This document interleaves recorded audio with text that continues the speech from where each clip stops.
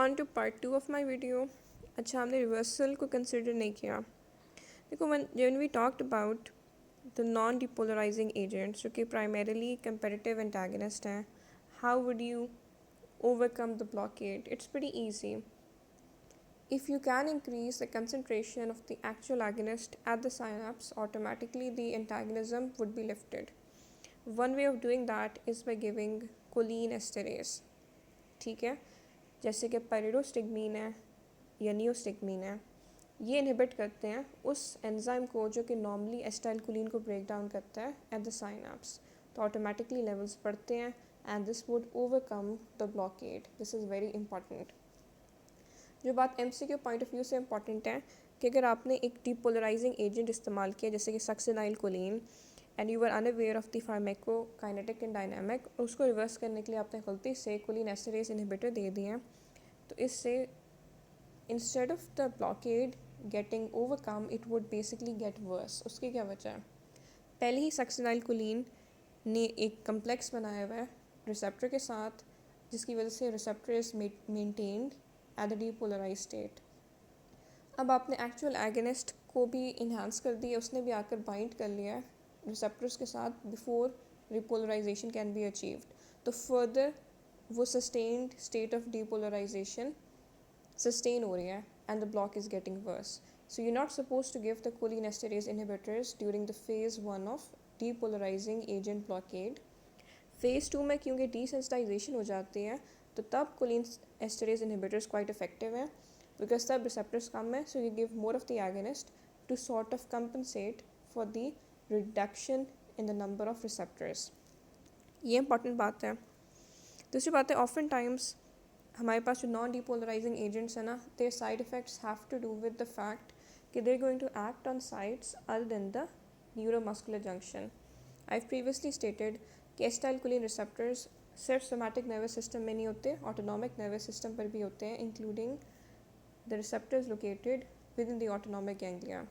इसके अलावा ये जो नॉन डिपोलराइजिंग एजेंट्स हैं ना, वो स्पेसिफिकली हिस्टामीन का रिलीज़ करवाते हैं, और ये जो हिस्टामीन है ना, ये ब्लड में बेसिकली डिस्ट्रीब्यूट होती है, और जो सिस्टमिक ब्लड वेसल्स हैं उनकी वेजो डायलिटेशन करवाती है because of action on the histamine receptors on the blood vessels.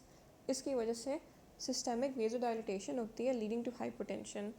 तो अगर आप रिवर्स करना चाहते हैं ना एनएमजे ब्लॉकेट को, first of all you would give the relevant cholinesterase inhibitors, साथ में आप प्री मेडिकेट करते हैं विद एंटी हिस्टामीन, और ऑफन टाइम्स आप साथ में एसिटाइलकोलिन ब्लॉकिंग एजेंट्स देते हैं जैसे कि एट्रोपिन हो गया। This is an interesting table from big Katzung जिसमें उन्होंने वेरियस साइड इफ़ेक्ट्स को एक्सप्लेन किया हुआ है। And on the first column we have the isoquinoline derivatives, the steroid and the other agents.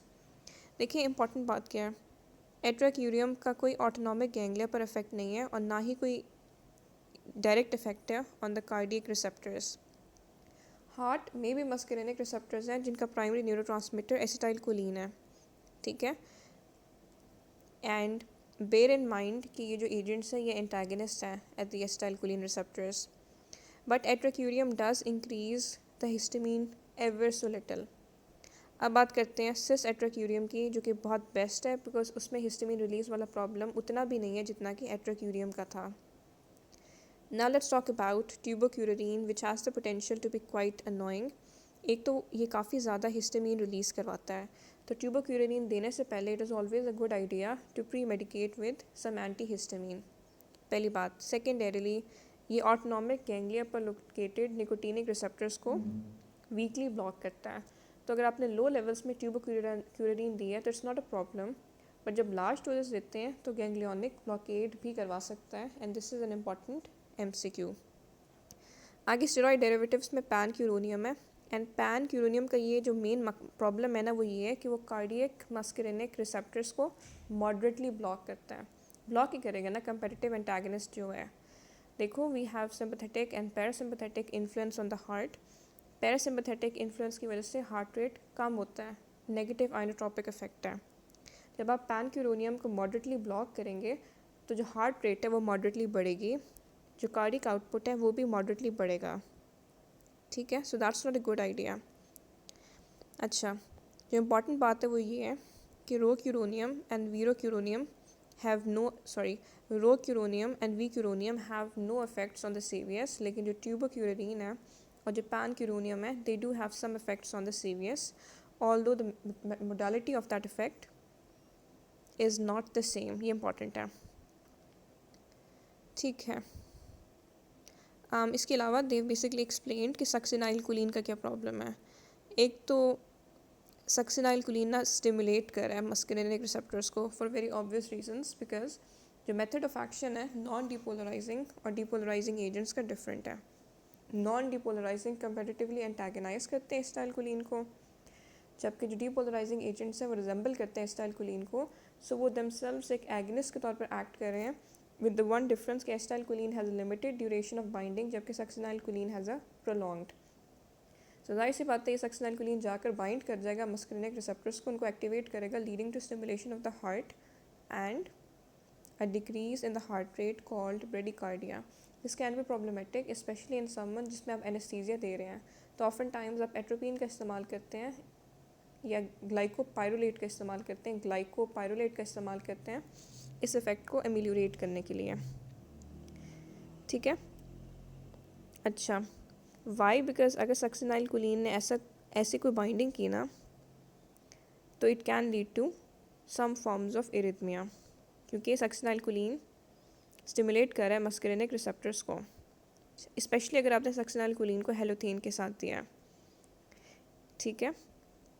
अब जो सक्सिनाइलकोलिन है ना उसके बहुत सारे इफेक्ट्स हैं कार्डियक पर, तो अगर वो ब्रेडिकार्डिया करा रहा है ना, लेकिन ऑटोनॉमिक गैंग्लिया के ज़रिए उसका रिवर्स इफेक्ट आ रहा है, ठीक है। तो ये इनिशियली वो नेगेटिव आइनोट्रोपिक इफेक्ट कराएगा जिसकी वजह से ब्रेडिकार्डिया होता है। इसको एमिलियोरेट करने के लिए हम एट्रोपिन दे सकते हैं, लेकिन अगर हम ज़्यादा डोज में सक्सिनाइलकोलिन देंगे तो फिर जो इफेक्ट है ना वो पॉजिटिव होगा, positive inotropic and positive chronotropic. इस बात को आप कैसे समझें? ऑटोनॉमिक गैंग्लिया में जो दो न्यूरॉन्स होते हैं, nicotinic receptors are mostly on the post synaptic. अगर आप सक्सिनाइलकोलिन मॉडरेट अमाउंट में देंगे तो वो जाकर स्टिमुलेट करेगा उन निकोटिनिक रिसेप्टर्स को, ठीक है, लीडिंग टू नेगेटिव आइनोट्रोपिक, ठीक है, बिकॉज वो स्टिमुलेट कर रहा है लेकिन इतनी ज़्यादा अमाउंट में नहीं है कि ब्लॉक कर रहा है। अब बहुत ज़्यादा अमाउंट में देंगे तो वो बाकायदा ब्लॉक करने लगेगा। बहरहाल ये इतना इंपॉर्टेंट नहीं है, सिर्फ ये चीज़ें याद होनी चाहिए कि negative inotropic and chronotropic responses आती हैं इनिशियली, इनको हम एमिलियोरेट कर सकते हैं एट्रोपिन और ग्लाइकोपाइरोलेट देकर। ये टेबल इंपॉर्टेंट है, याद रखना है। Vecuronium, vecuronium and rocuronium don't have any effects. Atracurium और सिस एट्राक्यूरियम का भी इतना कोई ख़ास इफेक्ट नहीं है, लेकिन पैन क्यूरोनियम का है क्योंकि वो डायरेक्टली ब्लॉक कर रहा है मस्कुलिनिक रिसेप्टर्स को। और ट्यूबोक्यूरिन का भी इफेक्ट है लेकिन डिफरेंट तरीके से, via histamine release and via effect on the autonomic ganglia. हम कुछ ऐसे अभी तो हमने ऐसे कुछ साइड इफ़ेक्ट्स बताए हैं ना जो कि पहले हमने प्राइमरीली डिस्कस किया है।